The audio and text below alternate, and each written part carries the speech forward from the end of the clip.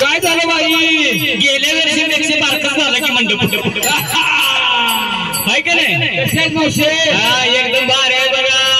बरं वाटलं बघा.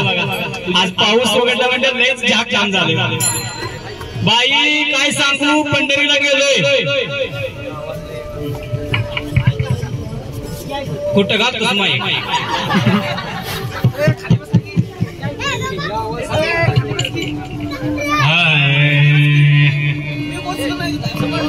बाई बाई तुम्हाला सांगायचं,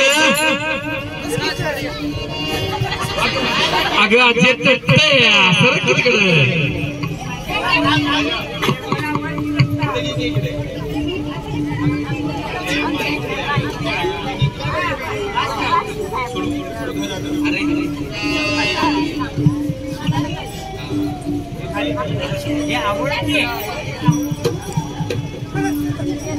कसला बाई ढोलकीवाला आणलाय कुणास ठाऊक. पिताडायच का काय?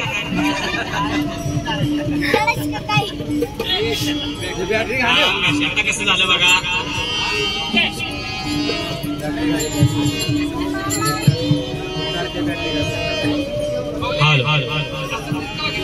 दिसतंय बघा अंगाशी. आता कसं झाक काम झालं बाई. सुय गे पिन गे गजब घे चाच गाळण गे फणी गे आरसा गे. राधाबाई ना दृष्टीचा मनी गे बाय बाय. काय बघते राधा बघा. हा मामा ए मामा. बाई बाई बाई कसं कवळं पोरगा असल्यासारखं दिसत.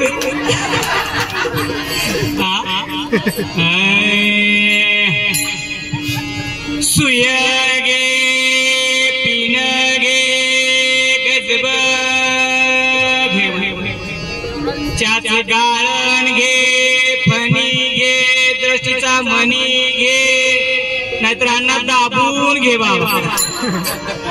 काय बघतोय दादा बघा बघा. एवढा मोठा टोनगा झाला आज हातावर गोंधून घ्यायचं कळत नाही वय. बघ जा एखाद्याचं कसली गोंधून काढतात. पूर्वी गोंधन असायचं असायचं हातावर किती छान वाटायचं. पण अलीकडे नवीन फॅशन निघल्या टॅटू. बाई नको तिथं बघायची जागा नाही तिथं टॅटू काढतात. ही काय टॅटू काढण्याची पद्धत आहे होय. अहो पती सेवे साधर. पती सेवे साधर. जी बाई दुसऱ्याची करती कदर आणि ज्या बाईच्या डोक्यावर पदर तीच खरी माय मदर. एखादी बाईच्या डोक्यावर पदर आहे का बघा. जुन्या माया तेवढ्यांच्या डोक्यावर पदर आहे. अलीकडली फॅशन. अहो नवऱ्याने केलं व्यसन. नवऱ्याने केलं व्यसन आणि बायकांनी केली फॅशन. काय सांगायचं बाई. मावशी लाजली ग बाई बाई. सुय गे पिन गे गजब घे चाच गाळण घे फणी घे तुझ्या टकलीला पकड घे बाबा. काय बघतो दादा. अण्णा लई शांत बसून राहिलं बाबा. अण्णा लई खुश आहे बाबा. सगळ्यांना गेल्यावर सगळ्यांना जेवण लक्षात ठेवा हाय का नाही. दाताचं दातवण घ्या गे कोणी आणि दाताचं दातवण घ्या गे कोणी. कुंकू घ्या कोणी काळ म्हणी बाई. सुय घे ग पिन घे बाई. सुय घे ग पिन घे बाई. सुय घे ग पिन घे. दाताचं दातवण घ्या गे कोणी. दाताचं दातवण मन घ्या गे कोणी कुंकू घ्या कोणी काळ मनी बाई सुय घे ग पीन गे बाई सुय घे ग पीन गे. पूर्वीच्या बाया पुटीत एवढं एवढं साहित्य घेऊन यायच्या बघा, यायचे का नाही?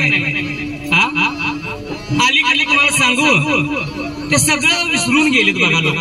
ही बुट्टीतले बायाचे चाप फण्या असे सगळे बिब्ब द्यायच्या, सगळ्या पूर्वीच्या बाया यायच्या होत्या. पण अलीकडे काय झालं, सगळा काळ बदलला. ती बुट्टीतली बाई गायब झाली आणि उठल्या की मार्केटला निघाली. खरी कंडिशन आहे का सांगा, आता सगळं मार्केटला उपलब्ध आहे. पण जुना काळ विसरू नका. म्हणून एकनाथ महाराज असे प्रवचन कीर्तन करत असताना कोणी ऐकायला येत नव्हती पूर्वी. मग काय करायचं म्हणून काय केलं, एकनाथ महाराजांनी भारुडाची निर्मिती केली. आणि भारुडाची निर्मिती करत असताना एकनाथ महाराजांनी स्वतः साडी नेसली. आणि साडी नेसली की लोक मग म्हणतात का काय दिसतंय रूपवान, म्हणजे चांगलं वाटायला लागलं लोकांना. आणि त्या भारुडाच्या माध्यमातून एकनाथ महाराजांनी समाजाचं प्रबोधन केलं. म्हणून नाथ महाराज सांगून गेले, बय तुला बुरगुंडा होईल ग, बय तुला बुरगुंडा होईल. बुरगुंडा म्हणजे या ईश्वराचं ज्ञान, ह्या चराचराचं ज्ञान, ह्या निर्गुण निराकाराचं ज्ञान. सद्गुरु वाचून सापडे ना सोय धरावे ते पायी आधी आधी. सद्गुरु जोपर्यंत तुम्हाला सापडत नाही तोपर्यंत तुम्ही 100-1000 जरी वाऱ्या केल्या तर त्याचा उपयोग होणार नाही, लक्षात ठेवा. त्यामुळे पहिला सद्गुरु केला पाहिजे. पूर्वीचा काळ होता, सकाळी उठले की लोक अंगण झाडायचे. झाडायचे का नाही सांगा बघू. पूर्वी 5 वेळा अंगण झाडून रांगोळी सडा रांगोळ्या काढलेल्या असायच्या. पण खरं सांगू आत्ताची बाईच उठती 8:30. का बरं? कारण त्याचं असं आहे, रात्री 1 ते 2 वाजेपर्यंत पुरुष मंडळी आणि स्त्रिया मंडळी, लहान मुलं, लहान 1 वर्षाच्या मुलापासून ते 70-80 वर्षाच्या म्हाताऱ्यांपर्यंत मोबाईल मध्ये अडकले. कुठल्याही पाहुण्यांच्याकडे जर आपण गेलो तर त्या पाहुण्याला आपण कधीही विचारत नाही गेल्या तुमची तब्येत कशी आहे, तुमचं घराचं वातावरण कसं आहे, तुमची मुलं काय करतात. ते गेले की पहिला एकच प्रश्न विचारते, तुमच्याकडे चार्जर कुठला आहे. एवढं येणं झालं बघा त्यात, एवढं येणं. म्हणून नाथ महाराज सांगून गेले, अनादि शुद्ध नवलाई झाले, स्वानंदी कुरकुळा सवे घेऊन आले, सौभाग्याचे कुंकू बाळी लावले, सद्भक्ती बोराटी हाती धरले. पूर्वीचा काळ होता, सकाळी एवढं उठलं की म्हाताऱ्या बायका 1-1 रुपया एवढं कुंकू लावायच्या का आजी? खरी गोष्ट आहे का नाही सांगा. आता काय लावतात नाही सांगतो, 1-1 रुपया एवढं कुंकू लावायच्या. पण पूर्वीचा काळ 1-1 रुपया लावल्या जे कुंकू लावायच्या त्यावेळी हनुमंतराय तिथं म्हटले की हनुमंता सीतामाई ह्या भांगामध्ये ज्या बायका सिंदूर भरतात त्याचं महत्व काय.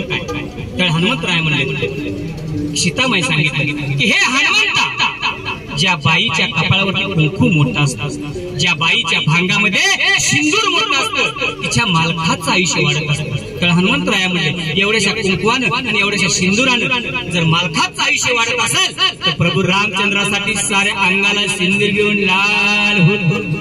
पण ते सिंदूर राहिलं नाही, अहो ते कुंकू राहिलं नाही.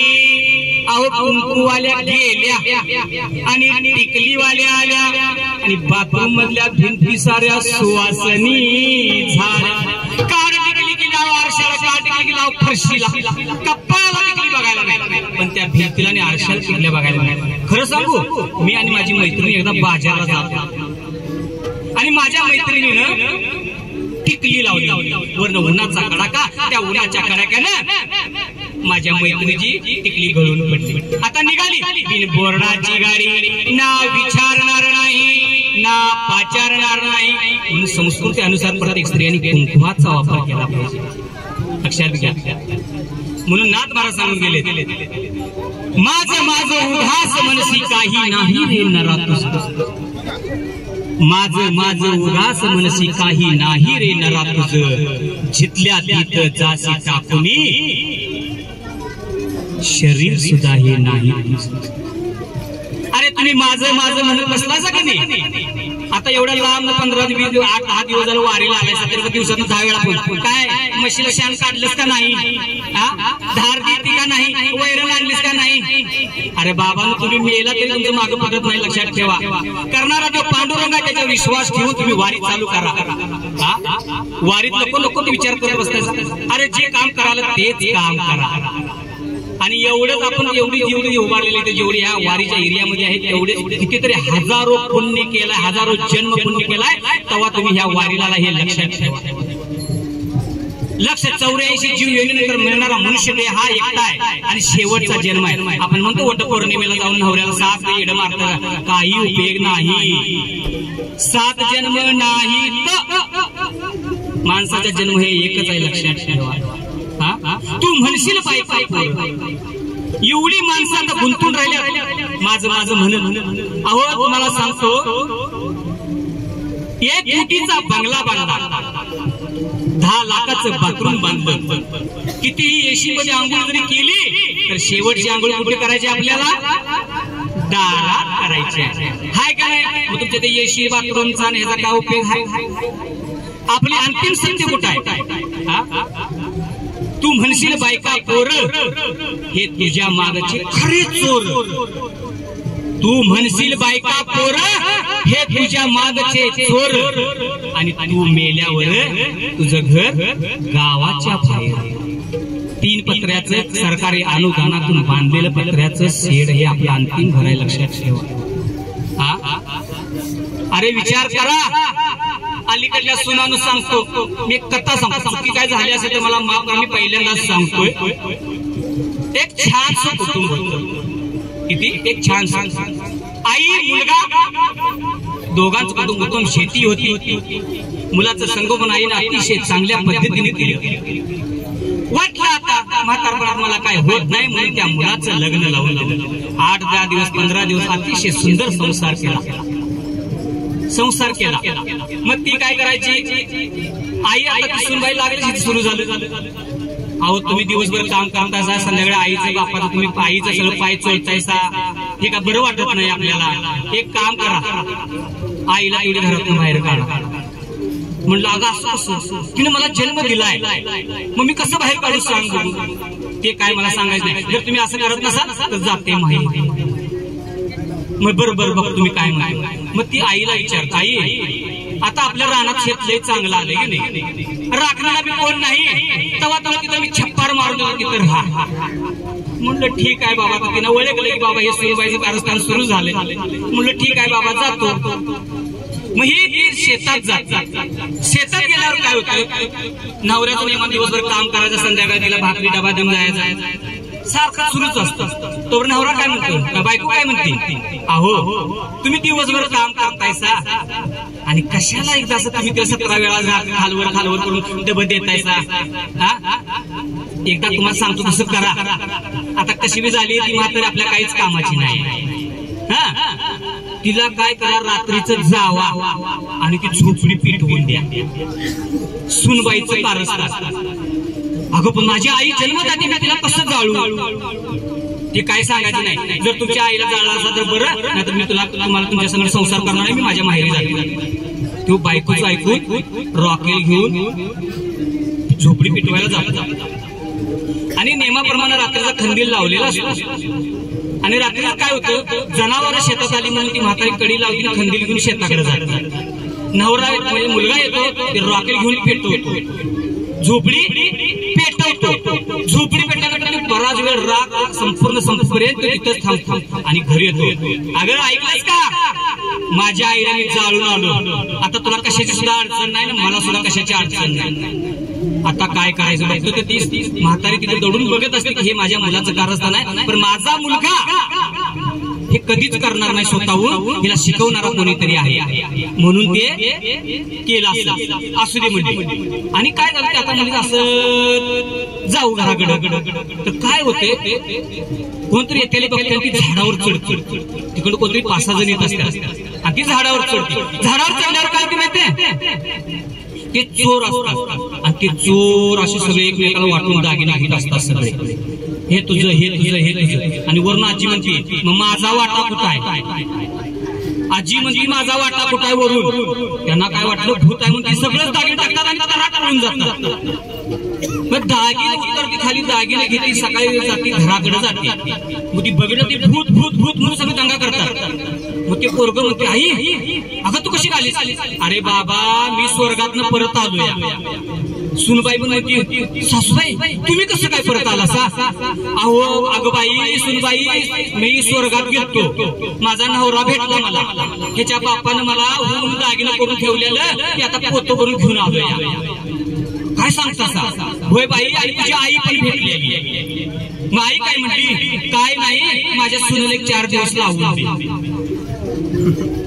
मग म्हणला नवरा म्हटला आपण कशी जाणार, काय नाही बाळा झोपडी शेतात बांधायची, हिला त्या दिवशी लावून द्यायचे आणि झोपडीला घालणार, तुम्हाला कशी आग लावली तशी तिला आग लावायची. माही परत येईल नव्हती, आता मी आम्ही येत नाही होय. आणि मग काय करतात, मग सासूबाई सुनबाई म्हणते आई नक्की येईल ना, मला बाई लय दागिने माझी लय आईची आठवण येते. अगं बाई 100% तू परत येणार. ही काय करते, सगळी जातात, नवरा तिला मस्त बाकी सगळं आपल्या कडे लावतो, झोपडीला काडी लावतो, राग बघतो बघतो. 1 दिवस झाले, 2 दिवस झाले, 3 दिवस झाले, आठवडा गेला तर बायको काय परत येईल. तर आई काय म्हणते, मग आई काय आई अगं बायको जनावर हाकत करून थांब वाचलोय म्हणली, पण तू आतापर्यंत जे काय कृत्य केलंस हे बायकोच ऐकून केलंस, जे तुझ्या मनात झालेलं नाही. म्हणून एक सांगतो सुनानू सुद्धा कधी ना कधीतरी तुम्ही सून होणार आहे हे लक्षात ठेवा.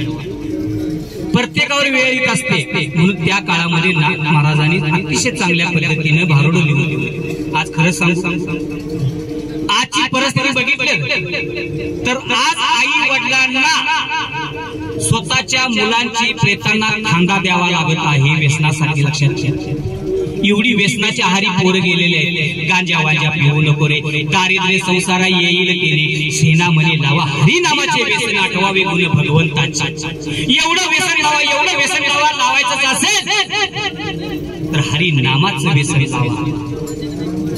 लक्षात घ्या. म्हणून नाथ महाराज सांगून गेले बुरगुंडा होईल बुरगुंडा झाला शंकरांना, शंकराची राणी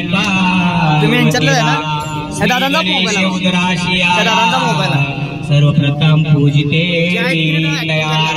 अनादि शुद्ध नवलाई झाले, स्वानंदी कुलकुला सवे घेऊनी आले, सौभाग्याचे कुंकू भारी लाविले, सद्भक्ती भोरांनी हाती धरले.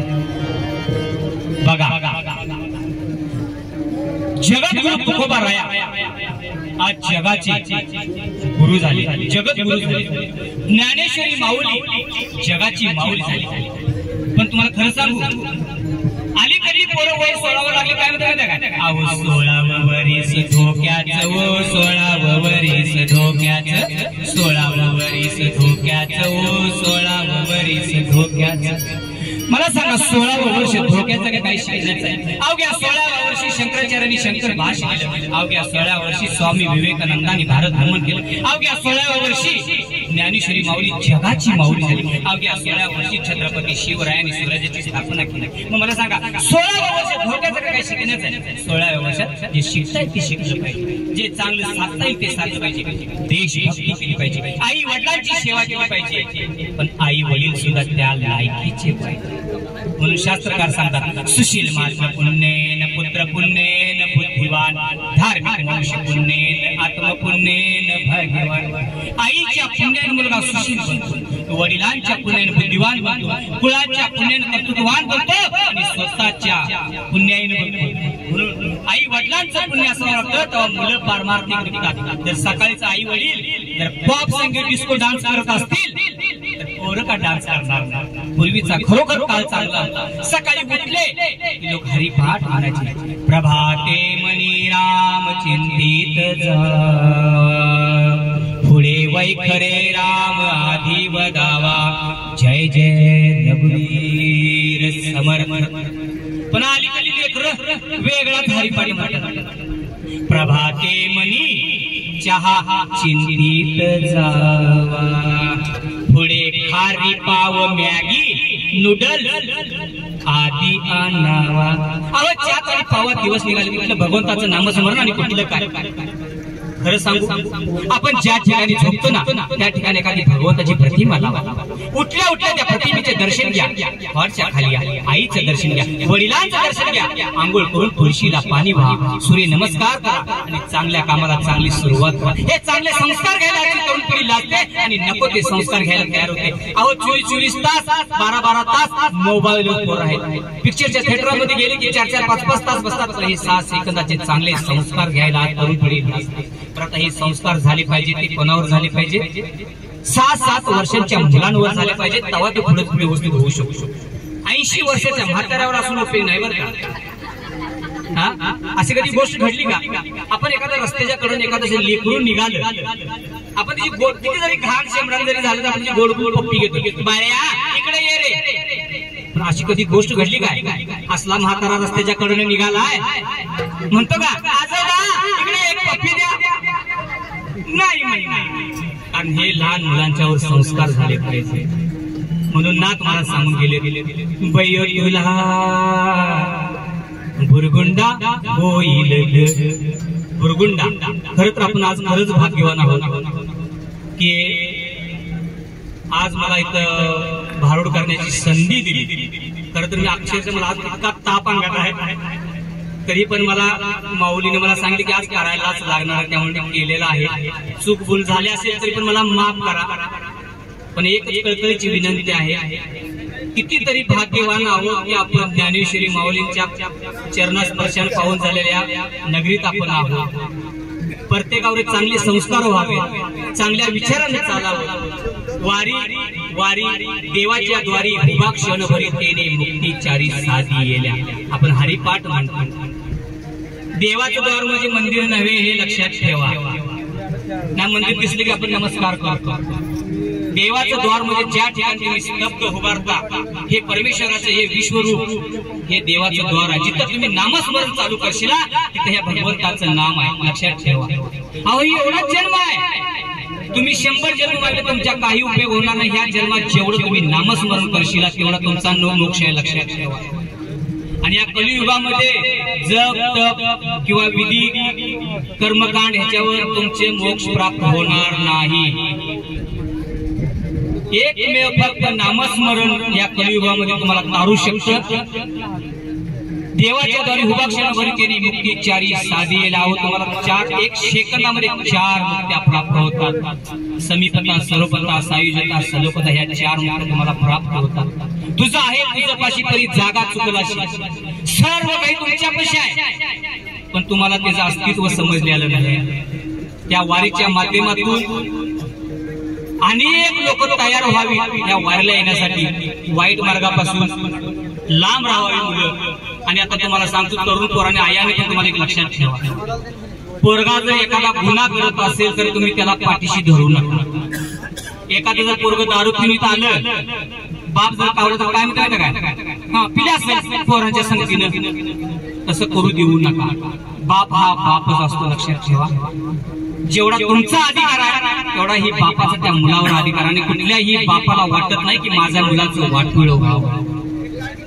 प्रत्येक आईने पण लक्षात ठेवा मुलाला वाटोळ होईल असं वागणूक देऊ नका. आणि मुलांना पण सांगतो खूप कष्टातून आई वडिलांनी आपल्याला लहानाचं मोठे केले. 9 महिने आपल्याला गर्भात सांभाळलेला आहे. लक्षात ठेवा. त्यानं कष्ट काबाड कष्ट केलेलं आहे. त्याच्या जीवाचं रान करून त्यांनी उपाशी पोटी राहून तुम्हाला मोठं केले. मुलांना आई वडिलांना त्रास देऊ नका. लक्षात ठेवा. तुम्ही 100 वेळा जर पंढरीची वारी करून जरी आला तर त्याचा उपयोग होणार नाही. म्हणून चूक भूल काय झाली असेल तर मला माफ करा म्हणून समाप्ती करतो. जय जय राम कृष्ण हरी राम कृष्ण हरी जय जय राम कृष्ण हरी जय जय राम कृष्ण हरी जय जय राम कृष्ण हरी जय जय राम कृष्ण हरी जय जय राम कृष्ण हरी जय जय राम कृष्ण हरी.